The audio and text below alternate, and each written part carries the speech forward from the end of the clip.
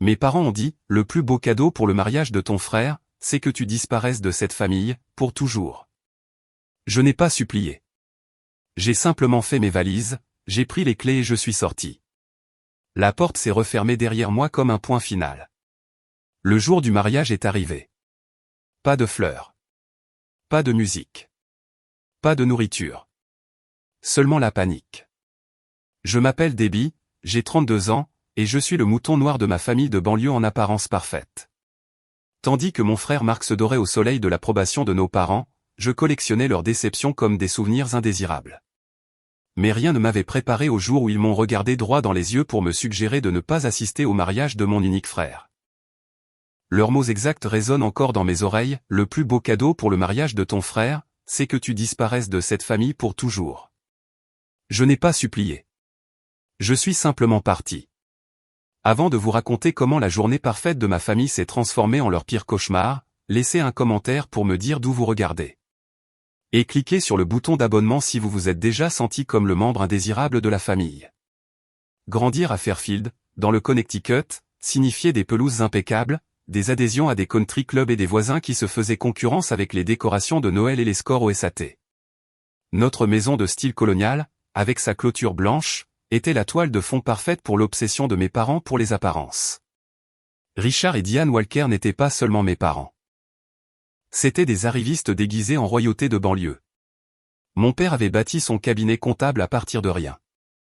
Et ma mère dirigeait la société historique locale avec une précision militaire. Ensemble, ils avaient façonné une image de perfection familiale qui ne laissait aucune place aux défauts. Malheureusement pour eux, je n'étais qu'un ramassis de défauts à leurs yeux. Mon frère Marc, de 2 ans mon aîné, incarnait tout ce qu'il valorisait. À 10 ans, ses étagères de chambre gémissaient sous le poids des trophées de football. À 14 ans, il était délégué de classe et capitaine de l'équipe de maths. À 18 ans, il avait des lettres d'acceptation de 3 universités de l'Ivy League et un score parfait au SAT que ma mère mentionnait à chaque occasion possible. Marc ira loin, annonçait mon père lors des réunions de famille, la main fermement agrippée à l'épaule de mon frère. Il a la détermination des Walker. Pendant ce temps, je m'agitais dans les coins, luttais pour me concentrer et ramener à la maison des bulletins qui faisaient se resserrer les lèvres de mon père en une fine ligne déçue. Ce que personne ne savait alors, c'est que j'avais un TDAH non diagnostiqué. Tout ce qu'il voyait, c'était une fille qui ne pouvait pas tenir en place, ne pouvait pas se concentrer et ne pouvait pas être plus différente de son frère parfait. Pourquoi ne peux-tu pas t'appliquer comme Marc ? Est devenue la bande-son de mon enfance. Quand je passais des heures hyper concentrées sur le dessin au lieu de mes devoirs, mes carnets de croquis disparaissaient mystérieusement. Gribouiller ne te fera pas entrer à l'université, disait ma mère en jetant mes fournitures d'art dans une boîte de dons. À Thanksgiving, quand j'avais 12 ans, j'ai entendu ma tante demander à ma mère ce qui n'allait pas avec Debbie. Elle est juste difficile, répondit ma mère, sans prendre la peine de baisser la voix. Nous avons tout essayé. Certains enfants ne veulent tout simplement pas réussir. La vérité, c'est que je voulais leur approbation plus que tout. Je n'arrivais juste pas à comprendre comment la mériter. Quand j'ai ramené un B+ en anglais, mon père a à peine levé les yeux de l'invitation à la foire scientifique de Marc. Quand j'ai intégré l'équipe de volleyball junior, ma mère m'a rappelé que Marc avait été dans l'équipe principale dès sa première année. Mon 16e anniversaire est tombé la même semaine que Marc a reçu son acceptation à Princeton. Ma célébration a consisté en un dîner expédié dans une chaîne de restaurants où la conversation était entièrement centrée sur la bourse complète et les perspectives d'avenir de Marc. Mes parents m'ont offert une carte cadeau pratique, tandis que Marc a reçu une voiture pour tout son travail acharné. Cette nuit-là, je me suis enfermé dans ma chambre et j'ai pleuré jusqu'à ce que ma gorge me brûle. Mais quelque chose a changé en moi. J'ai réalisé que je ne serais jamais Marc. Et plus important encore, je ne voulais pas l'être. S'il ne pouvait pas m'aimer pour qui j'étais, j'apprendrais à m'aimer assez pour combler la différence. J'ai canalisé mon énergie dans l'art, la seule chose qui avait du sens pour moi. Tandis que mes parents rejetaient mes croquis comme un simple passe-temps, je trouvais refuge dans la création. Mon professeur d'art au lycée, Madame Landon, a été la première adulte à voir du potentiel en moi. Elle restait après l'école pour m'aider à constituer un portfolio et m'a mise en contact avec des programmes d'été. Tu as une perspective unique, Debbie, m'a-t-elle dit en examinant mon travail. Tout le monde ne la comprendra pas, mais cela ne la rend pas moins précieuse. Quand j'ai été accepté à la Rhode Island School of Design avec une bourse partielle, mes parents ont réagi comme si j'avais annoncé mon intention de rejoindre le cirque. Une école d'art, le visage de mon père s'est décomposé. Et quel genre de carrière penses-tu avoir? C'est une phase, a assuré ma mère devant moi. Elle finira par intégrer un vrai programme. Je n'ai pas changé de programme. Au lieu de cela, j'ai cumulé les petits boulots pour couvrir mes dépenses, j'ai obtenu mon diplôme avec mention et j'ai bâti une carrière d'artiste commercial pour des agences de publicité. À 32 ans, j'avais une entreprise stable en freelance, un petit mais élégant appartement à New Haven, et des clients qui respectaient mon travail. Mes parents parlaient de ma carrière comme du fait de gagner sa vie en dessinant des images, lorsqu'ils étaient forcés de l'expliquer à leurs amis. Leur mépris me blessait, mais j'avais construit une vie qui me rendait fier. J'avais des amis qui me comprenaient, un diagnostic qui expliquait mes difficultés d'enfance, et la liberté de créer selon mes propres termes. Je gardais un contact limité mais cordial avec ma famille, assistant aux fêtes obligatoires et à quelques dîners du dimanche où mon père demandait encore quand j'aurais un vrai travail, et ma mère se lamentait sur mon célibat et mes choix vestimentaires artistiques. Je n'étais pas heureuse de notre relation, mais je l'avais acceptée comme la meilleure version possible. Je n'aurais jamais imaginé qu'il trouverait une nouvelle façon de me blesser, jusqu'à ce que mon frère annonce ses fiançailles. La nouvelle est arrivée par un SMS groupé de Marc. Elle a dit oui. Amélia et moi sommes fiancés. En pièce jointe, une photo d'une Amélia rayonnante exhibant une bague en diamant qui pourrait probablement payer mon loyer pendant 6 mois. Malgré notre relation compliquée, j'étais sincèrement heureuse pour mon frère. Je l'ai appelé immédiatement. Félicitations. Je suis tellement excitée pour vous deux, ai-je dit, et je le pensais.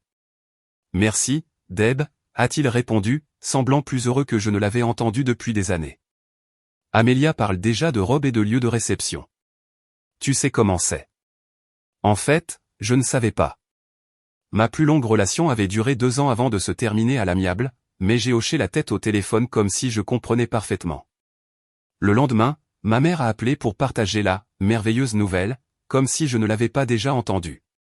Les Preston sont une famille si merveilleuse, s'est-elle extasiée. Son père est au conseil d'administration de 3 entreprises, tu sais, et ils ont cette magnifique résidence d'été à Newport. Amelia Preston venait de la vieille fortune, celle à laquelle mes parents avaient toujours aspiré. Sa famille était dans le Connecticut depuis l'époque coloniale, avec une fondation qui faisait des dons à toutes les bonnes causes et un nom qui apparaissait régulièrement dans les pages mondaines locales. On pense à juin, au domaine des Preston, a poursuivi ma mère. Ça va être l'événement de la saison. En quelques semaines, le mariage a monopolisé toutes les conversations familiales. Mes parents ne parlaient de rien d'autre, décrivant les arrangements floraux, les listes d'invités et les options de menu avec des détails exhaustifs. Quand je leur rendais visite, la table de la salle à manger avait disparu sous les magazines, les échantillons de tissus et les plans de table. Ma première véritable interaction avec Amélia après les fiançailles a eu lieu lors d'un dîner de famille destiné à célébrer les heureux fiancés. Elle m'a fait une bise aérienne et m'a examiné avec une évaluation à peine voilée. Marc a dit que tu étais une sorte d'artiste, a-t-elle dit, son ton faisant passer cela pour une maladie exotique. Ça doit être tellement libérateur. Je conçois des campagnes pour des marques nationales, ai-je clarifié. Je viens de terminer un projet pour Nordstrom, en fait. Comme c'est charmant, a-t-elle répondu sans intérêt avant de se tourner pour discuter du gâteau de mariage avec ma mère.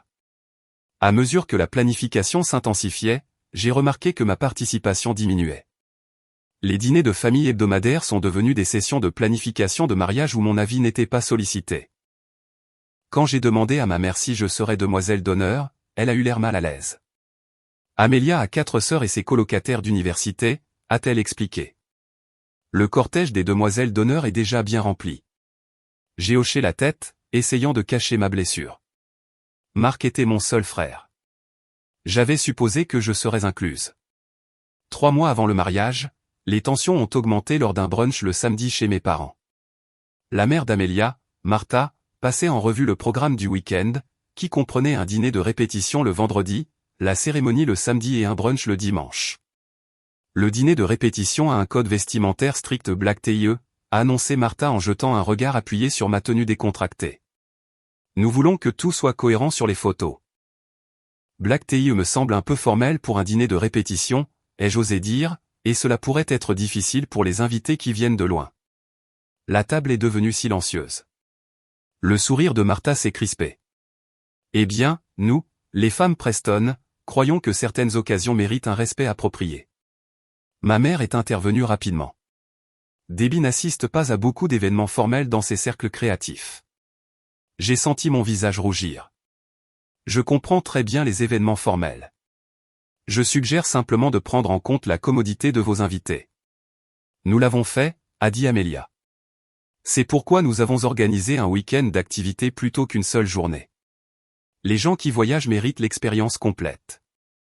À leurs frais considérables, ai-je souligné. 3 nuits dans des hôtels de Fairfield, une tenue de soirée, plus les cadeaux de mariage. Si les gens ne peuvent pas célébrer correctement, ils ne devraient pas venir, a interjeté le père d'Amelia. J'ai croisé le regard de Mark de l'autre côté de la table, le suppliant silencieusement de me soutenir. Il a examiné son verre d'eau avec un intérêt soudain. Je pense que ce que Debbie veut dire, a dit mon père avec une jovialité forcée, c'est qu'elle n'a pas l'habitude de ce genre d'événement. Le côté Walker de la famille est plus pratique. L'insinuation m'a piqué. Ma famille s'excusait une fois de plus de mon existence. Ce soir-là, j'ai essayé de parler à Mark seul. Nous étions dans le jardin de nos parents, loin du chaos de la planification à l'intérieur. « Es-tu heureux avec tout ça ?» lui ai-je demandé. L'extravagance du week-end, les codes vestimentaires stricts, les dépenses. Il a haussé les épaules. C'est important pour Amelia. Et sa famille couvre la plupart des coûts. Mais est-ce ce que tu veux? Le Mark avec qui j'ai grandi voulait une cérémonie au bord d'un lac avec une réception barbecue. Il a détourné le regard. Les gens changent, Deb. C'est ma vie maintenant. Les Preston ont des relations qui peuvent aider ma carrière. Donc, c'est une fusion d'entreprises, pas un mariage. Son expression s'est durcie. C'est injuste. J'aime Amelia. Si tu ne peux pas être heureuse pour moi, peut-être devrais-tu reconsidérer ton implication. Les mots m'ont frappé comme un coup physique. Je suis heureuse pour toi, ai-je dit doucement. Je veux juste m'assurer que tu es heureux, toi aussi. Je serais plus heureux si ma sœur soutenait mes choix au lieu de les remettre en question, a-t-il répondu en retournant à l'intérieur. Je suis resté seul dans l'obscurité grandissante, réalisant que le frère qui construisait autrefois des forts avec moi dans le salon était devenu un étranger. Le lien que nous avions maintenu à travers notre enfance difficile se délitait sous mes yeux, remplacé par la vision de perfection de Country Club d'Amelia. Le point de rupture est arrivé exactement 1 mois avant le mariage. Mes parents m'ont invité à dîner, soi-disant pour prendre des nouvelles, bien que je soupçonne une autre discussion sur le mariage. Quand je suis arrivé chez eux, j'ai trouvé non seulement mes parents et Mark, mais aussi Amelia, impeccablement vêtue un mardi soir. Debbie m'a salué ma mère avec une bise aérienne. C'est un haut intéressant. J'ai baissé les yeux sur mon chemisier vert émeraude. Il n'y avait rien de provoquant ou d'inhabituel, mais j'ai reconnu le ton de ma mère. La critique avait commencé avant même que je ne sois assise. Le dîner s'est déroulé avec des politesses superficielles tandis que la tension montait sous la surface. Mon père a discuté d'options d'achat d'actions avec Mark. Amelia a décrit son récent week-end au spa. Ma mère a commenté les potins du quartier. Je mangeais en silence, me sentant de plus en plus comme une intruse dans la maison de mon enfance. Le changement est survenu avec le dessert. Amelia a délicatement posé sa fourchette à côté de son cheesecake à moitié mangé et s'est tournée vers moi avec un sourire étudié. « Debbie, je voulais discuter des photos de mariage avec toi. » « Qu'y a-t-il à leur sujet ?» ai-je demandé, immédiatement méfiante. « Eh bien, nous avons établi une certaine esthétique pour la journée. Très classique, très intemporelle. » Elle a fait un vague geste en direction de mes cheveux, que j'avais récemment méchés de subtiles stries violettes. Nous espérions que tu pourrais envisager un look plus traditionnel pour l'occasion. Tu veux que je change mes cheveux pour tes photos de mariage? Et peut-être envisager quelque chose de plus approprié que ta tenue habituelle? A ajouté ma mère. Le photographe des Preston est très exclusif. Ces photos seront dans leur famille pour des générations. J'ai posé ma serviette à côté de mon assiette. Je ne vais pas changer mon apparence pour correspondre à votre esthétique. Je ne suis pas un accessoire pour votre journée parfaite. C'est exactement ce que nous voulons dire, a interjeté mon père. Cette attitude, cette rébellion, c'est inapproprié pour un événement sophistiqué. Rébellion? J'ai 32 ans. C'est qui je suis. Nous sommes juste inquiets que tu ne t'intègres pas, a dit ma mère, la voix basse, comme si elle partageait un secret honteux.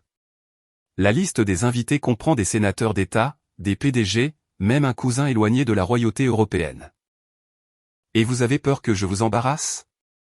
La prise de conscience m'a submergé avec une clarté glaciale. Vous ne vous souciez pas de mon confort. Vous vous souciez de l'image que je renverrai à côté de la famille Preston. Le silence a confirmé mes paroles. J'ai regardé Marc, espérant une intervention, mais il étudiait son verre d'eau avec la même intensité qu'il avait montré au brunch des mois plus tôt. Marc, ai-je dit directement. Veux-tu aussi que je change mon apparence pour ton mariage? Il a jeté un coup d'œil à Amelia, puis est revenu à son verre. Je veux que tout le monde soit à l'aise. Ce n'est pas une réponse. Debbie, a interrompu sèchement ma mère. Cette journée n'est pas à propos de toi. C'est à propos de l'avenir de Marc et Amelia. Pourquoi dois-tu toujours tout rendre si difficile? Je ne rends rien difficile. Je ne fais qu'exister en tant que moi-même. Peut-être, a suggéré Amelia avec une diplomatie étudiée, serait-il plus facile pour tout le monde si nous reconsidérions certains arrangements? Quels arrangements, ai-je demandé, bien que je connaisse déjà la réponse. Ma mère a pris une profonde inspiration, a échangé un regard avec mon père et a prononcé les mots qui allaient tout changer. Debbie, nous avons réfléchi. Peut-être que le plus beau cadeau pour le mariage de ton frère, c'est que tu disparaisses de cette famille pour toujours. La pièce est devenue silencieuse. Je l'ai regardée, incapable de traiter les mots au début. Qu'est-ce que tu viens de dire? Mon père s'est éclairci la gorge. Ce que ta mère veut dire, c'est que le jour du mariage de ton frère, il vaudrait mieux que tu ne sois pas là. Pour le bien de tout le monde. Je les ai regardés un par un, ma mère, le menton levé de manière défensive, mon père, l'expression sévère mais les yeux fuyants, Amelia, une légère courbe triomphante aux lèvres, et Marc, toujours en train d'examiner ce maudit verre d'eau. Quelque chose s'est brisé en moi, mais pas de la manière à laquelle il s'attendait. Au lieu de larmes ou de colère, j'ai ressenti une étrange clarté calme. Je vois, ai-je dit en me levant lentement. Merci d'avoir rendu vos sentiments si abondamment clairs. Debbie, ne sois pas dramatique, a commencé ma mère. J'ai levé la main pour l'arrêter. Non, vous en avez assez dit. Vous avez fait votre choix, et maintenant je vais faire le mien. J'ai marché calmement jusqu'à l'entrée, j'ai pris ma veste et mon sac à main, et je me suis retourné pour faire face à ma famille une dernière fois. Ils m'avaient suivi, l'air incertain maintenant que je ne créais pas la scène qu'ils avaient anticipée. J'ai passé toute ma vie à essayer de gagner une place dans cette famille, ai-je dit doucement. J'ai fini d'essayer. Marc, j'espère que ton mariage sera tout ce que tu en attends. Je le pense vraiment. Debbie, attends. Marc a finalement parlé, mais j'ouvrais déjà la porte. Pas besoin de me raccompagner, ai-je dit. Je connais le chemin, je n'ai pas claqué la porte. Je l'ai refermée doucement derrière moi. Une conclusion silencieuse à 32 ans d'efforts pour appartenir à un endroit où, de toute évidence, je n'avais jamais eu ma place. J'ai marché jusqu'à ma voiture sans me retourner, j'ai démarré le moteur et je me suis éloigné de la maison où j'ai grandi, me sentant plus légère à chaque kilomètre. Le trajet jusqu'à mon appartement s'est déroulé dans un flou. Les lampadaires se sont transformés en traînées dorées alors que les larmes sont finalement venues. Mais ce n'étaient pas les sanglots dévastés que ma famille aurait pu attendre. C'étaient des larmes calmes et purificatrices qu'il avait des décennies d'efforts pour être quelqu'un que je n'étais pas. Mon appartement m'a accueilli avec ses œuvres d'art colorées et ses meubles dépareillés que ma mère avait qualifiés éclectiques, de son ton le plus désapprobateur. Ici, entouré de choses que j'avais choisies parce qu'elles m'apportaient de la joie plutôt qu'un statut, je pouvais à nouveau respirer. J'ai enlevé mes chaussures et j'ai appelé Tasha, ma meilleure amie depuis l'école d'art. Ils ont fait quoi? A-t-elle explosé après que je lui ai raconté la soirée. Tes propres parents t'ont suggéré de ne pas assister au mariage de ton frère? C'est plus que toxique. C'est de la violence psychologique. Je sais, ai-je dit, surprise par la fermeté de ma voix, mais c'est aussi clarifiant. Je m'accrochais à ce fantasme qu'un jour, ils m'accepteraient. Maintenant, je sais qu'ils ne le feront pas, et il y a une liberté là-dedans. Tu veux que je vienne? Je peux apporter de la glace d'urgence et on peut brûler des effigies de ta famille. J'ai ri malgré tout. Merci, mais je pense que j'ai besoin de cette soirée seule pour digérer. Après avoir raccroché, j'ai pris une décision. J'ai ouvert mon ordinateur portable et désactivé tous mes comptes de réseaux sociaux. Je ne pouvais pas supporter l'idée de voir des mises à jour de mariage ou des photos de famille soigneusement sélectionnées apparaître dans mon fil d'actualité. Puis j'ai mis mon téléphone en mode silencieux et je l'ai placé dans un tiroir. Quel que soit le drame familial qui se déroulerait dans les jours à venir, je n'avais pas besoin d'en être témoin en temps réel. Au lieu de cela, je me suis tourné vers la seule chose qui m'avait toujours soutenu, mon article. J'avais une commande importante pour la campagne de rebranding d'une start-up technologique, avec des concepts à rendre dans 2 semaines. J'ai étalé mon matériel sur ma table de salle à manger et je me suis perdu dans la création. Les couleurs et les formes coulaient de mes mains, transformant la douleur en productivité. J'ai travaillé jusqu'au lever du soleil, produisant plus de concepts innovants que le client n'en avait demandé. Les jours suivants ont établi un nouveau rythme. J'ai ignoré le nombre croissant d'appels manqués de membres de la famille élargie qui avaient clairement entendu parler de la confrontation. Je me suis entièrement concentré sur mon travail, ma santé et la reconstruction de mon estime de moi. J'ai fait de longues promenades le long du port, préparé des repas nutritifs au lieu de survivre de plats à emporter, et commencé chaque matin par de la méditation. Un seul appel a percé mon isolement auto-imposé. Ma grand-mère, la mère de mon père, m'avait toujours soutenu discrètement dans une famille qui valorisait la réussite plutôt que la compassion. Quand son nom est apparu sur mon téléphone, j'ai répondu. Debbie, sa voix familière a crépité dans le haut-parleur. J'ai entendu ce qui s'est passé. J'imagine, ai-je répondu, me préparant à une autre leçon sur l'obligation familiale. Je suis désolé, a-t-elle dit à la place. J'aurais dû te défendre davantage au fil des ans. Ton grand-père et moi, nous avons toujours vu ta lumière, même quand Richard et Diane étaient trop aveuglés par leurs attentes pour la remarquer. Des larmes me sont montées aux yeux. Merci, grand-mère. Tu sais, ton grand-père était aussi un artiste, a-t-elle poursuivi. Ses parents l'ont forcé à se lancer dans les affaires. Il a peint en secret toute sa vie. De magnifiques paysages que personne n'a vus à part moi. Il a toujours admiré ton courage de suivre ta passion ouvertement. Nous avons parlé pendant près d'1 heure. Elle ne m'a pas pressé de me réconcilier avec mes parents ou d'assister au mariage. Au lieu de cela, elle a écouté. Vraiment écouté, peut-être pour la première fois. Quoi que tu décides, sache que tu es aussi une Walker, a-t-elle dit avant de raccrocher. Et les Walkers sont des survivants. Ces mots ont renforcé ma résolution de me redéfinir selon mes propres termes. Je me suis jeté à corps perdu dans le projet de l'entreprise technologique, créant mon meilleur travail à ce jour. 2 semaines après la confrontation, j'ai livré mes conceptions terminées en personne au bureau du centre-ville de l'entreprise. En attendant dans le rôle élégant, un homme de mon âge environ s'est approché. Debbie Walker, a-t-il demandé en tendant la main. Jackson Reed, directeur de la création. J'attendais avec impatience de rencontrer l'esprit derrière ces concepts. Jackson n'était pas ce à quoi je m'attendais. La plupart des directeurs de création avec qui j'avais travaillé étaient soit frénétiques d'énergie, soit projetés une froideur calculée. Il avait une confiance discrète et écoutait réellement quand j'expliquais mes choix de conception. C'est exceptionnel, a-t-il dit alors que nous examinions le portfolio dans une salle de conférence aux parois de verre. L'équipe est impressionnée par la façon dont vous avez capturé notre philosophie tout en créant quelque chose de vraiment nouveau.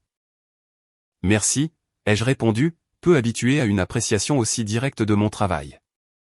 Nous avons quelques autres projets à venir qui bénéficieraient de votre perspective, a-t-il poursuivi, y compris un espace d'exposition potentiel dans notre nouveau siège social. Nous pensons mettre en avant des artistes locaux. Cela semble intéressant, ai-je dit prudemment. En fait, il s'est légèrement penché en avant, j'ai vu votre travail personnel en ligne. Vos œuvres en technique mixte ont exactement l'énergie que nous voulons mettre en valeur. Accepteriez-vous d'être notre artiste vedette pour le lancement? Je l'ai fixé un instant, sans voix. Mon travail commercial payait les factures, mais mon art personnel était là où résidait mon cœur.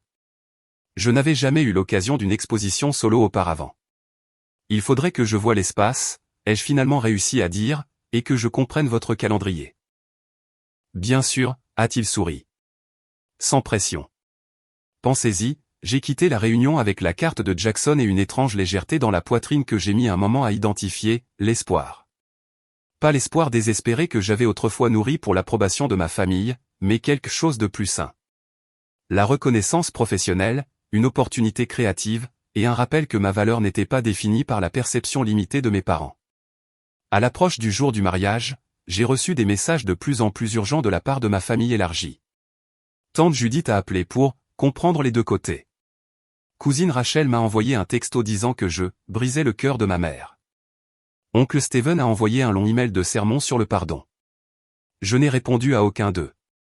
Marc a envoyé un texto une fois. On peut parler? J'ai répondu simplement, quand tu seras prêt à parler sans Amélia ou nos parents, fais-le-moi savoir. Il n'a pas répondu. La veille du mariage, assise sur mon petit balcon à regarder le coucher du soleil, je m'attendais à ressentir du chagrin ou des regrets.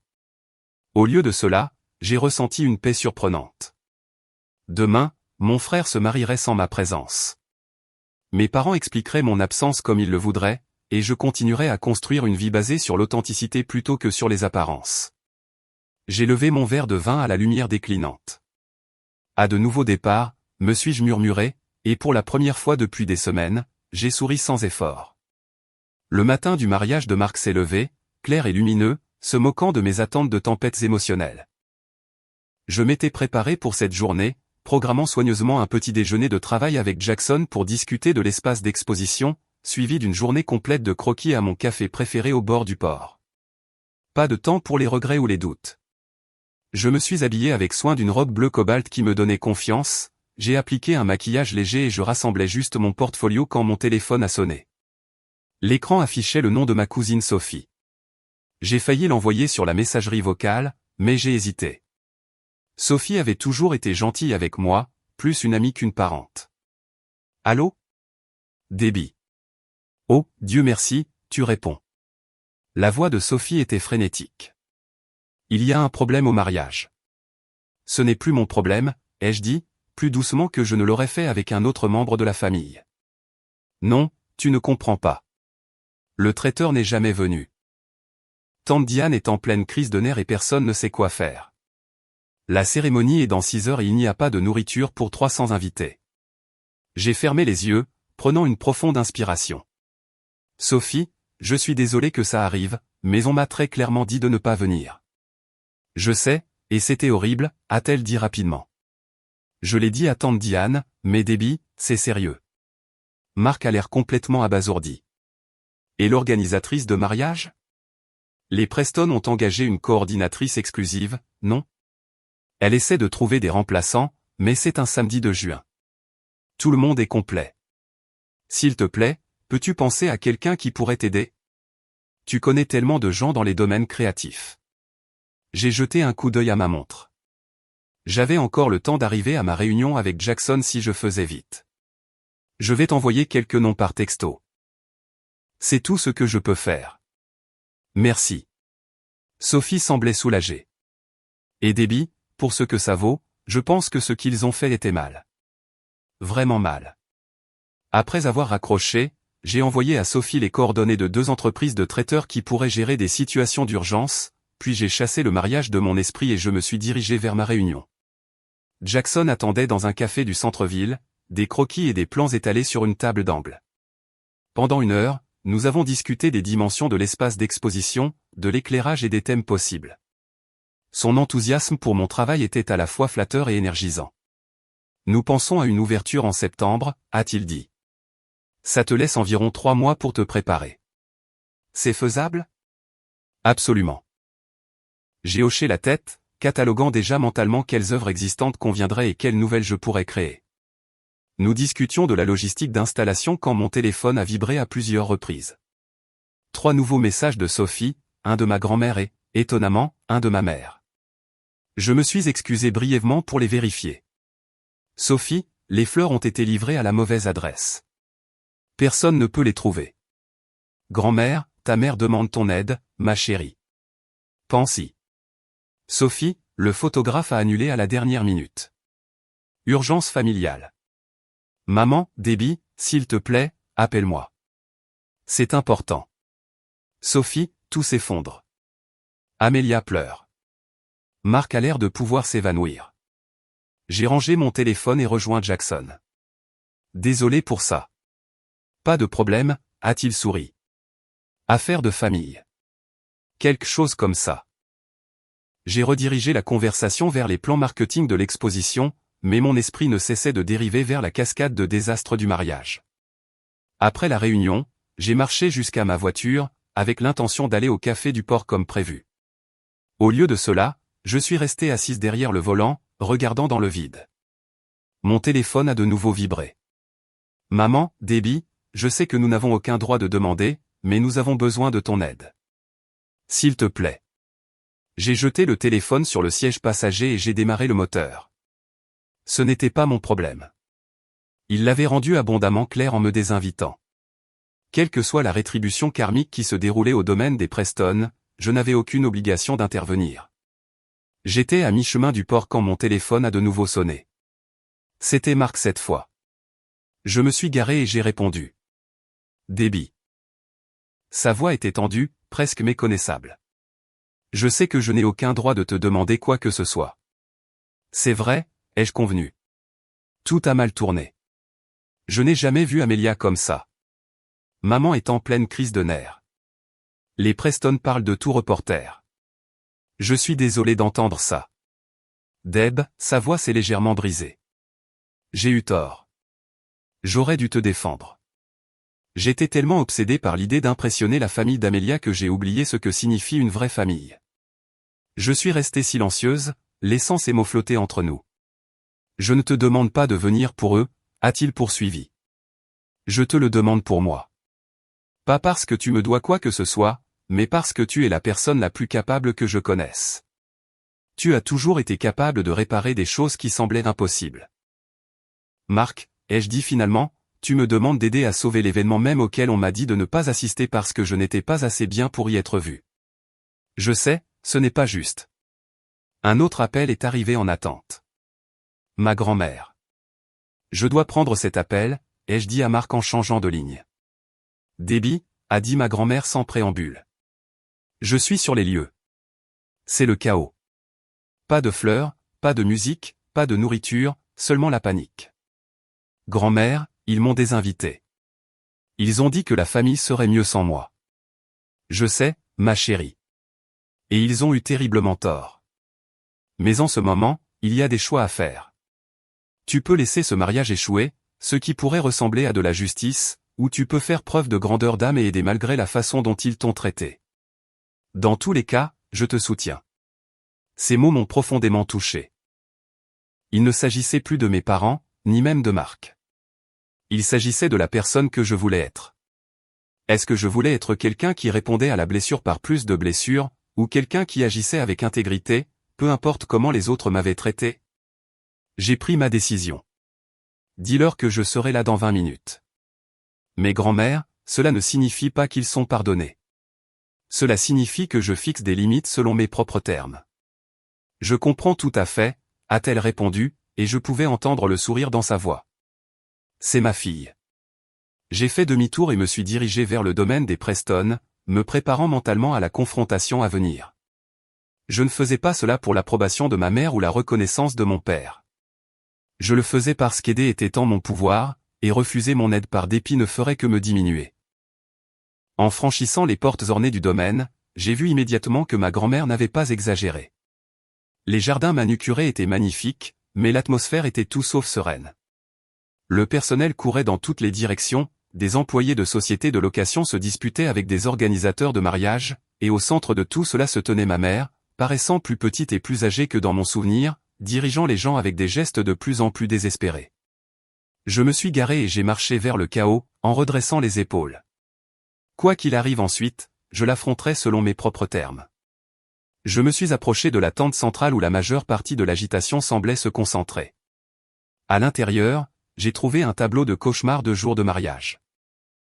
Amelia était assise sur une chaise dorée, toujours en peignoir au lieu de sa robe de mariée, du mascara traçant des sillons sur ses joues. Sa mère planait à côté d'elle, envoyant des SMS frénétiquement. Mon père arpentait le périmètre, aboyant des ordres infructueux dans son téléphone. Marc se tenait seul, l'air perdu au centre de la tente, toujours en jean et en t-shirt, bien que la cérémonie soit dans quelques heures. Ma mère m'a repéré la première. Elle s'est figée au milieu d'une phrase, les yeux écarquillés. La tente s'est progressivement calmée alors que les autres remarquaient mon arrivée. Debbie, a finalement réussi à dire ma mère. Tu es venue. Oui, ai-je répondu d'un ton neutre. Je crois comprendre qu'il y a quelques problèmes logistiques. Un euphémisme qui a brisé la tension. Marc a eu un rire court et désespéré. On pourrait dire ça. Tout ce qui pouvait mal tourner a mal tourné. Pas tout, les jeux corrigés. Personne n'a encore été frappé par la foudre. J'ai jeté un regard significatif vers le ciel bleu clair visible à travers l'ouverture de la tente. J'ai posé mon sac sur une table voisine et me suis adressé à la pièce. J'ai besoin que quelqu'un me fasse un résumé complet de ce qui s'est passé exactement et de ce qui doit être réparé. Une seule personne, parlant clairement, sans dramatiser. À la surprise de tous, Amélia s'est levée, a essuyé son visage et s'est avancée. Le traiteur n'est jamais venu. Ils ne répondent pas aux appels. Les fleurs ont été livrées à un autre lieu à 30 miles d'ici. Le photographe a annulé il y a une heure en raison d'une urgence familiale. Le quatuor à cordes est coincé dans les embouteillages sur LI 95 après un accident, et l'organisatrice de mariage a démissionné quand ma mère, elle a jeté un regard à Martha Preston, a exprimé son mécontentement de manière quelque peu colorée. J'ai hoché la tête, appréciant sa franchise malgré notre histoire. Merci. Maintenant, j'ai besoin d'une liste de toutes les personnes qui ont été contactées comme remplaçants pour que je ne duplique pas les efforts. L'assistante de l'organisatrice, une jeune femme nerveuse tenant une tablette, s'est avancée. J'ai cette information. Nous avons appelé tous les traiteurs, fleuristes et photographes du comté. Tout le monde est complet. Laissez-moi voir la liste, ai-je demandé en prenant la tablette. J'ai fait défiler la liste, notant qu'ils avaient contacté tous les vendeurs haut de gamme évidents, mais j'en connaissais d'autres qu'ils n'avaient pas envisagés. J'ai sorti mon téléphone et me suis éloigné du groupe, passant mon premier appel à la partenaire de Tasha, Louise, qui dirigeait une entreprise de food truck prospère qui proposait également des services de traiteur. Louise, c'est Debbie. J'ai besoin d'une énorme faveur. J'ai expliqué la situation brièvement. Je sais que c'est de dernière minute, mais y a-t-il un moyen pour vous de gérer une réception de mariage pour 300 personnes, haut de gamme mais pas prétentieux? Il y a eu une pause, puis le rire chaleureux de Louise. Pour n'importe qui d'autre, absolument pas. Pour toi, laisse-moi passer quelques appels. Mon cousin vient d'agrandir son entreprise. À nous deux, on pourrait y arriver. Envoie-moi l'adresse et les détails par texto. Un problème potentiellement résolu. Je suis passé aux fleurs, appelant Hélène, une cliente qui possédait une boutique de jardinage spécialisée dans les plantes indigènes et les arrangements uniques. Hélène, je fais appel à cette faveur que tu m'as offerte quand j'ai refait ta marque l'année dernière. 20 minutes et une douzaine d'appels plus tard, je suis retourné à la tente. J'ai des solutions, mais elles ne seront pas exactement ce que vous aviez prévu.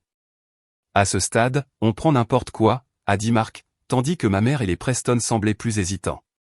La nourriture est organisée par Urban Street Cuisine.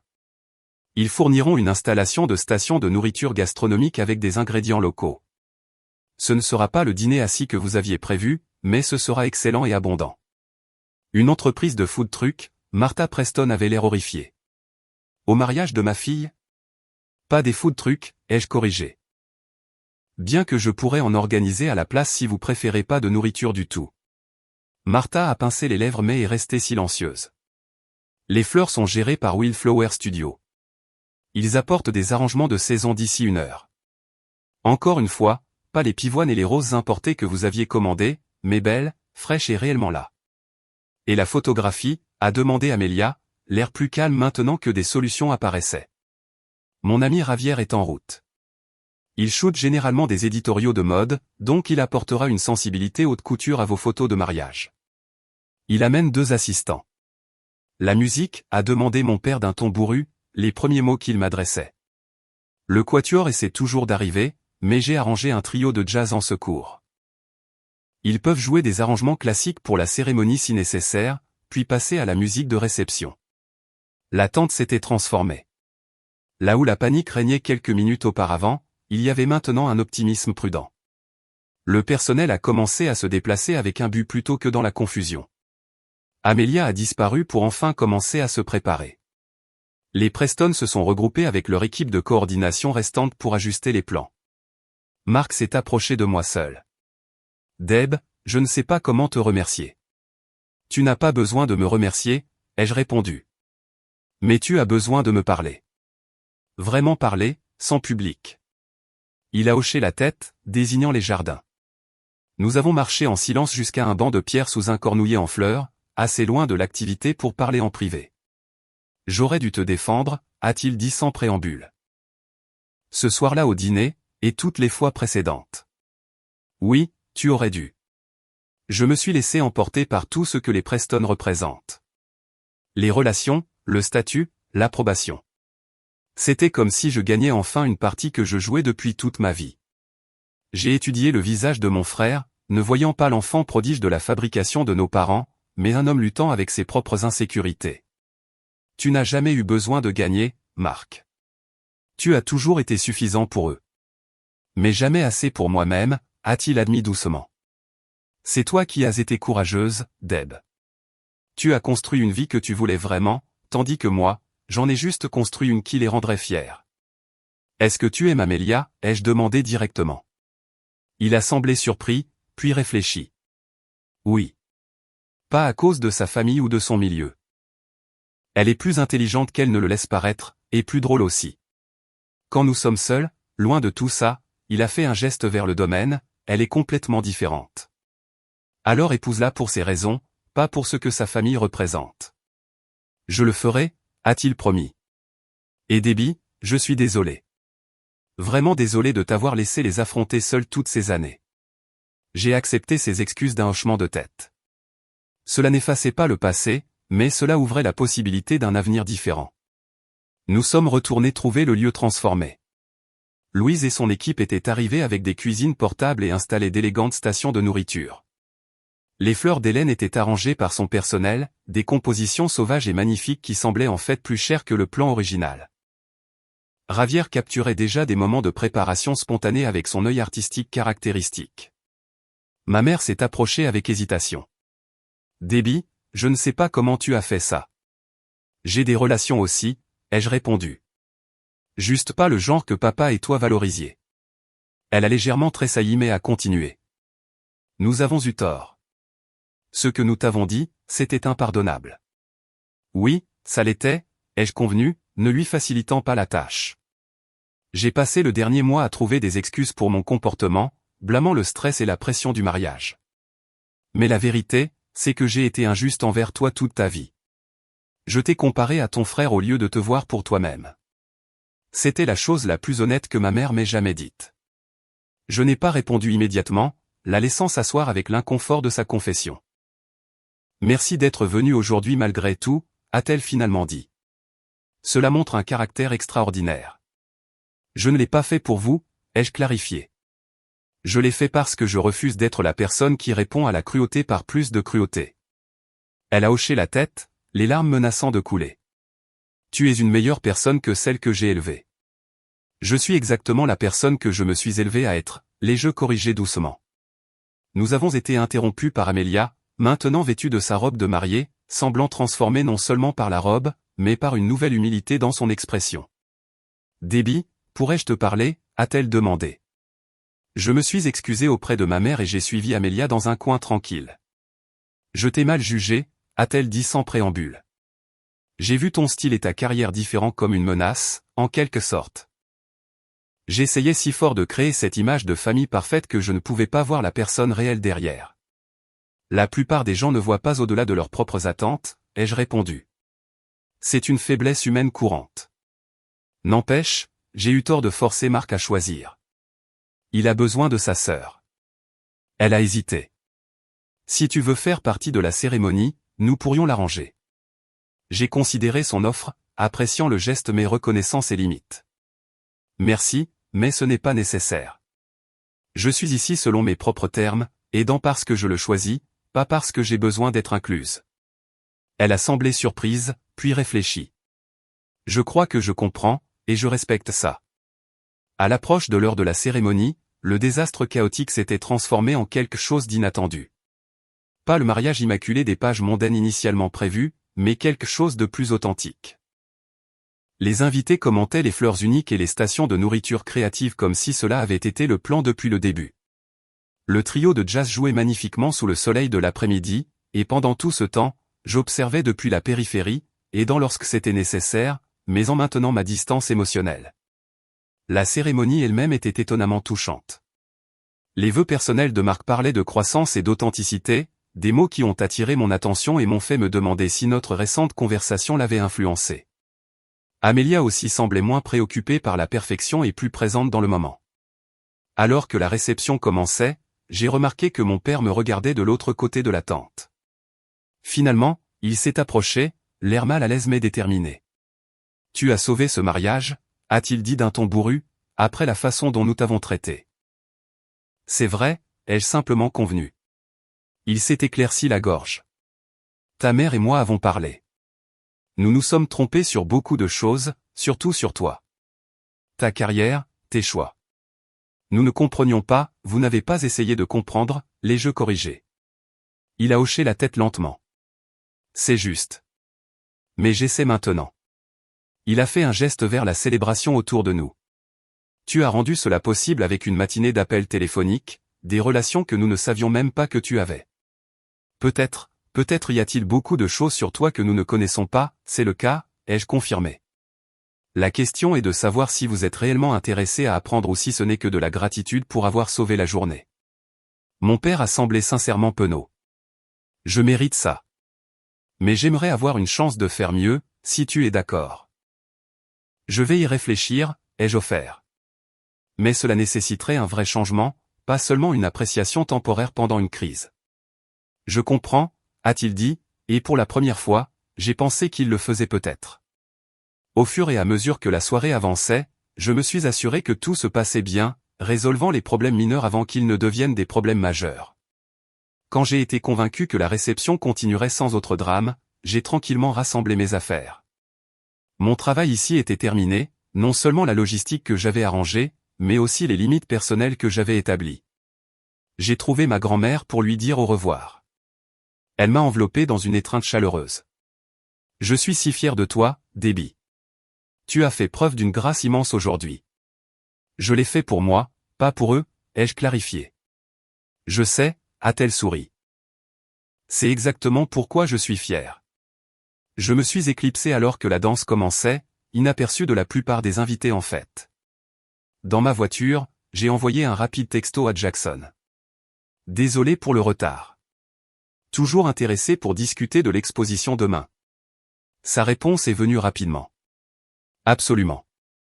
Brunch au Harbor Café. » 11h, j'ai souri et démarré le moteur, laissant derrière moi le domaine des Preston et conduisant vers mon propre avenir, un avenir où je fixais les termes de mes relations et de mon article.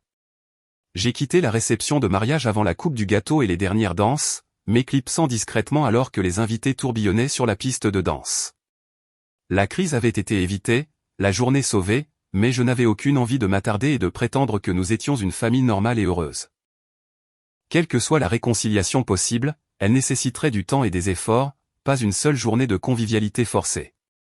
Jackson attendait au Harbor Café quand je suis arrivé le lendemain matin, carnet de croquis ouvert et café déjà commandé pour nous deux. Son sourire facile a réchauffé quelque chose en moi qui était froid depuis trop longtemps. « Désolé pour hier », ai-je dit en me glissant sur la chaise en face de lui. « Urgence familiale. »« Pas besoin de t'excuser », a-t-il répondu en poussant mon café vers moi. Bien que j'admette être curieux de savoir quel genre d'urgence éloigne quelqu'un comme toi d'une discussion professionnelle importante. Quelqu'un comme moi. Concentré, professionnel, clairement orienté vers les limites. Son évaluation était étonnamment précise pour quelqu'un que je ne connaissais que depuis peu. Je me suis retrouvé à lui raconter une version abrégée de la saga du mariage, son expression passant de la surprise à l'admiration alors que j'expliquais comment j'avais sauvé la journée malgré le rejet antérieur de ma famille. Il chercha le mot juste, impressionnant. Pas seulement la logistique, mais la maturité émotionnelle. La plupart des gens auraient laissé tout brûler. J'y ai pensé, ai-je admis, mais cela m'aurait rendu plus comme eux, pas moins. Il a hoché la tête pensivement. Alors, à propos de cette exposition, j'ai réfléchi à des thèmes, et après avoir vu davantage de ton portfolio, je me demande si tu envisagerais quelque chose sur la transformation ou la résilience. La conversation est passée au domaine professionnel, mais avec une nouvelle couche de compréhension entre nous. À la fin du brunch, nous avions un concept solide pour l'exposition, un calendrier d'installation et des plans pour nous revoir la semaine suivante pour voir l'espace ensemble. Ce n'est pas juste une vitrine d'entreprise, a clarifié Jackson alors que nous nous quittions. Je crois en ton travail, Debbie. Cela pourrait être le début de quelque chose d'important pour ta carrière dans les beaux-arts. Ces mots sont restés avec moi sur le chemin du retour, un contrepoint à des années où mes parents rejetaient mon hobby. La validation professionnelle faisait du bien, mais encore plus importante était ma propre confiance grandissante dans ma vision créative. Je m'attendais à ce que les jours suivants apportent un flot de communication familiale après le mariage. Des excuses, des remerciements, peut-être même des récriminations une fois l'urgence passée. Au lieu de cela, il y a eu un étrange silence. Pas d'appel de mes parents, pas de texto de Marc. Seule ma grand-mère a pris des nouvelles, confirmant qu'ils avaient tous survécu au reste de la réception sans autre catastrophe. 3 jours après le mariage, j'étais plongé dans les croquis préliminaires pour l'exposition quand on a sonné à ma porte. Marc se tenait sur mon seuil, seul, l'air à la fois épuisé et déterminé. « Je peux entrer ?» a-t-il simplement demandé. Je me suis écarté, lui faisant signe d'entrer dans mon appartement. Il est entré timidement, observant l'espace coloré avec ses murs couverts d'art et son désordre créatif. « Je ne suis jamais vraiment venu chez toi avant », a-t-il réalisé à voix haute. « C'est très toi. » « Merci », ai-je répondu, sans être tout à fait sûr qu'il le disait comme un compliment. « Un café ?» Il a hoché la tête, et je me suis affairé dans la cuisine pendant qu'il continuait d'examiner mon salon, s'arrêtant devant une œuvre en technique mixte que j'avais créée pendant les semaines qui ont suivi ma désinvitation de son mariage. « C'est incroyable », a-t-il dit en étudiant les couches de couleurs et de textures. « C'est toi qui l'as fait ? » « Oui. »« Tu es vraiment talentueuse, Deb. »« Je veux dire, je savais que tu étais douée, mais ça, c'est digne d'un musée. » L'appréciation sincère dans sa voix m'a prise au dépourvu. Je lui ai tendu son café et j'ai désigné le canapé. « Qu'est-ce qui t'amène ici, Marc ? Ne devrais-tu pas être en lune de miel ? » On l'a reporté, a-t-il expliqué, s'asseyant prudemment sur le bord du coussin. Après tout ce qui s'est passé, on avait besoin de temps pour reconsidérer certaines choses. Quelles choses ? Tout. Il a posé sa tasse sans y toucher. Debbie, je suis venu m'excuser correctement. Pas au milieu d'une crise, pas avec d'autres qui écoutent. Juste moi, te disant à quel point je suis désolé de t'avoir laissé tomber pendant des années. Je suis restée silencieuse, lui laissant l'espace pour continuer. Après que tu as quitté la réception, les choses ont continué à fonctionner grâce au système que tu avais mis en place. Mais pendant tout ce temps, je n'arrêtais pas de penser à quel point il était injuste que tu ne sois pas là pour voir le résultat, pour être remerciée correctement, pour être incluse. Il s'est penché en avant avec ferveur. Ça m'a fait réaliser combien de fois dans nos vies j'ai accepté les bénéfices de tes efforts sans les reconnaître. De l'aide pour mes projets scolaires à me couvrir auprès de papa quand je faisais une bêtise. Tu as toujours été là pour moi et je n'ai jamais vraiment été là pour toi. Ces mots ont touché une blessure longtemps enfouie. Non, en effet. Je veux changer ça, a-t-il dit simplement. Pas avec de grands gestes ou des solutions temporaires. Un vrai changement, sur la durée. À quoi cela ressemble-t-il pour toi, ai-je demandé, sincèrement curieuse. Un contact régulier, savoir réellement ce qui se passe dans ta vie, soutenir ta carrière au lieu de la dénigrer, tenir tête à nos parents quand ils ont tort à ton sujet. Il a hésité. Et peut-être rencontrer le vrai Marc au lieu du fils parfait que j'ai prétendu être. Le vrai Marc ? Un fantôme de sourire a traversé son visage. Ouais, celui qui est en fait nul en finance, mais qui a fait semblant d'aimer ça pour plaire à papa. Celui qui préférerait enseigner l'histoire plutôt que de travailler dans une société d'investissement. Celui qui fait des crises de panique depuis des années, mais ne l'a jamais dit à personne parce que les Walker ne montrent pas de faiblesse. Cette confession vulnérable a changé quelque chose entre nous. Pour la première fois, j'ai vu mon frère non pas comme l'enfant prodige de mes parents, mais comme une autre victime de leurs attentes impossibles. Est-ce qu'Amélia connaît cette version de toi ? Ai-je demandé. Il a hoché la tête. Elle la connaît maintenant. Après le chaos du mariage, nous avons eu des conversations honnêtes sur ce que nous voulons vraiment tous les deux, par opposition à ce que nos familles attendent. Il s'avère qu'elle jouait un rôle, elle aussi. Nous avons parlé pendant des heures, explorant des décennies d'histoire partagées à partir de perspectives très différentes. La conversation n'a pas été facile, avec des vérités douloureuses reconnues des deux côtés, mais elle a été purifiante, comme si l'on perçait un abcès pour le laisser enfin guérir.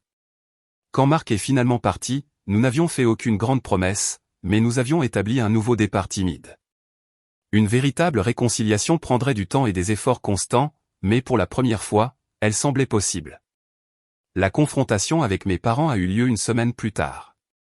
Ils ont demandé une rencontre dans un lieu neutre, un restaurant calme à mi-chemin entre nos maisons. Je suis arrivé et je les ai trouvés déjà assis, mal à l'aise dans le cadre décontracté qu'ils n'auraient jamais choisi auparavant. « Debbie » a commencé ma mère dès que je me suis assise. « Nous te devons des excuses. » Beaucoup d'excuses, en fait. Oui, c'est vrai, ai-je convenu, ne leur facilitant pas la tâche. Mon père s'est éclairci la gorge. Ce que nous t'avons dit avant le mariage était impardonnable. Nous avons passé les dernières semaines à essayer de comprendre comment nous avons pu traiter notre propre fille si cruellement. Et avez-vous trouvé, ai-je demandé d'un ton neutre. Ils ont échangé un regard. Ma mère a parlé la première. Je pense que nous avons passé tellement d'années à définir le succès d'une seule manière que nous sommes devenus aveugles aux autres formes de réussite et d'épanouissement. Quand tu as choisi une voie différente, nous l'avons vu comme un rejet de nos valeurs plutôt que comme l'établissement des tiennes. C'était plus de perspicacité que ce que j'attendais d'elle. Mon père a acquiescé. Le jour du mariage nous a montré à quel point nous avions tort, a-t-il poursuivi. Tu as résolu des problèmes que nous ne pouvions même pas commencer à aborder, en utilisant des relations et des compétences que nous avions rejetées pendant des années. Cela nous a fait tout remettre en question sur ce que nous pensions savoir du succès. J'apprécie cette prise de conscience, ai-je dit prudemment. Mais une journée de gestion de crise n'efface pas des années de mépris et de critiques. Nous savons, a dit rapidement ma mère. Nous n'attendons pas un pardon immédiat, mais nous aimerions avoir une chance de reconstruire notre relation sur de nouvelles bases. Quelle base proposez-vous, ai-je demandé. Ils ont semblé surpris par la franchise de ma question. Mon père s'est ressaisi le premier. Nous voulons mieux comprendre ton monde, a-t-il offert. Ton art, ta carrière, tes choix. Non pas pour juger, mais pour apprendre. Et nous voulons établir des limites plus saines, a ajouté ma mère. Plus de conseils non sollicités ou de critiques. Plus de comparaisons. J'ai réfléchi attentivement à leurs paroles. Ce sont de bons points de départ. J'ai mes propres conditions. Bien sûr, ont-ils tous deux hoché la tête avec empressement. Je considérerai la reconstruction de notre relation si vous vous engagez dans une thérapie familiale. Pas une seule séance pour la forme, mais un travail continu avec un professionnel pour aborder les schémas qui nous ont amenés ici. Ils ont semblé surpris mais n'ont pas refusé. Et j'ai besoin de la reconnaissance que ma carrière est valide et précieuse, pas seulement dans les moments de crise quand mes relations sauvent la situation, mais de manière constante. C'est juste, a concédé mon père. Plus important encore, ai-je poursuivi, j'ai besoin que vous compreniez que je vous offre une chance d'avoir une nouvelle relation, pas de reprendre l'ancienne. Je n'assisterai pas au dîner de famille hebdomadaire ou au rassemblement de vacances tant que nous n'aurons pas établi une base de respect mutuel. Les termes étaient clairs, mes limites fermes. À ma surprise, ils ont accepté sans discuter, comprenant peut-être enfin la précarité de leur position dans ma vie. Nous avons commencé la thérapie familiale la semaine suivante. Les séances étaient souvent inconfortables, parfois houleuses, mais progressivement productives. Notre thérapeute, le Dr Reeves, nous a habilement guidés à travers des décennies de schémas destructeurs, aidant mes parents à reconnaître leur comportement de contrôle et moi à reconnaître ma part dans le maintien de dynamiques malsaines. Les progrès se sont manifestés par petits moments. Ma mère posant des questions sur mon processus créatif sans critique voilée. Mon père mentionnant mon récent projet à un collègue sans s'excuser pour mon choix de carrière. Marc et moi établissant un appel hebdomadaire qui a lentement reconstruit notre lien fraternel. 3 mois après le mariage, mon exposition a ouvert au nouveau siège de l'entreprise technologique. Jackson avait transformé l'espace en une galerie magnifique, mettant en valeur mes explorations en technique mixte sur l'identité et la transformation. Le soir du vernissage, je me tenais nerveusement au milieu de la foule qui se rassemblait, regardant les critiques d'art, les collectionneurs et les employés curieux examiner mon travail. Ils adorent, a murmuré Jackson, apparaissant à côté de moi avec du champagne. Le galeriste de San Francisco dont je t'ai parlé est particulièrement intéressé par la série centrale. J'ai accepté le verre, balayant la pièce avec reconnaissance. À ma surprise, j'ai aperçu ma famille qui entrait timidement.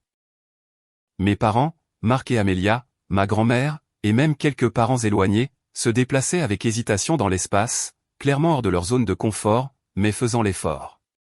Ma mère s'est approchée la première, étudiant une œuvre intitulée « Réclamation » avec une attention sincère. « C'est extraordinaire, Debbie », a-t-elle dit doucement. La technique de superposition crée une telle profondeur. « Merci », ai-je répondu, notant l'absence de qualificatif ou de comparaison dans son compliment. « Ton père et moi parlions en venant », a-t-elle poursuivi. « Nous avons réalisé que nous n'avons jamais vraiment soutenu ton parcours artistique. Nous aimerions changer cela, si tu es d'accord. » « Comment ça ?» ai-je demandé avec prudence. « Nous aimerions assister à tes futures expositions, en apprendre davantage sur le monde de l'art, peut-être même commencer à collectionner tes œuvres. » Elle avait l'air presque timide en faisant cette suggestion. « Si ce n'est pas étrange pour toi. » Le geste m'a touché de manière inattendue. Ce serait bien, en fait. Mon père nous a rejoints, regardant autour de lui avec une humilité inhabituelle. C'est impressionnant, Debbie. Bien au-delà de ce que j'imaginais quand tu parlais de ton article. Venant de lui, c'était une reconnaissance significative. Merci, papa. Au fur et à mesure que la soirée avançait, je passais des relations professionnelles aux membres de la famille, ne sentant plus que je devais choisir entre les deux mondes. La réconciliation n'était pas parfaite ou complète. Il y avait encore des moments gênants et de vieux déclencheurs, mais elle progressait honnêtement. Plus tard, debout seul près de la fenêtre surplombant les lumières de la ville, j'ai réfléchi au parcours des derniers mois. Le rejet douloureux avait finalement forcé une confrontation nécessaire avec des schémas trop longtemps acceptés. La crise du mariage avait révélé des forces que je n'aurais peut-être jamais pleinement reconnues en moi autrement. Jackson m'a rejointe à la fenêtre. Soirée réussie, a-t-il observé. 3 œuvres vendues déjà, et le galeriste veut discuter de représentation. Ça semble surréaliste, ai-je admis. Il y a quelques mois, j'étais la déception de la famille avec un hobby. Maintenant, je suis une artiste légitime avec l'intérêt d'une galerie. Tu as toujours été légitime, a-t-il corrigé doucement. La seule différence, c'est que maintenant les autres voient ce qui a toujours été là. Ces mots ont cristallisé quelque chose d'important. Ma valeur n'avait jamais été déterminée par la reconnaissance de ma famille ou la validation professionnelle. Elle avait toujours existé indépendamment, attendant que je la revendique pleinement. La véritable transformation n'était pas dans la façon dont les autres me voyaient maintenant, mais dans la façon dont je me voyais moi-même. Non pas comme quelqu'un qui se bat pour l'approbation, mais comme quelqu'un digne de fixer les normes sur la façon dont je serais traité. Les liens familiaux les plus forts n'étaient pas construits sur l'obligation ou la perfection, mais sur le respect mutuel et le courage d'établir des limites saines. Alors que les participants à l'exposition se mêlaient autour de mon art, manifestation physique de mon voyage de l'invisibilité à l'expression de soi, j'ai réalisé que le plus grand cadeau que ma famille m'ait finalement donné était l'impulsion de croire enfin et complètement en ma propre valeur. Avez-vous déjà dû fixer des limites avec des membres de votre famille qui ne pouvaient pas voir votre vraie valeur? Laissez un commentaire ci-dessous pour partager votre expérience. Parfois, la partie la plus difficile d'aimer nos familles est de leur apprendre à nous aimer correctement en retour.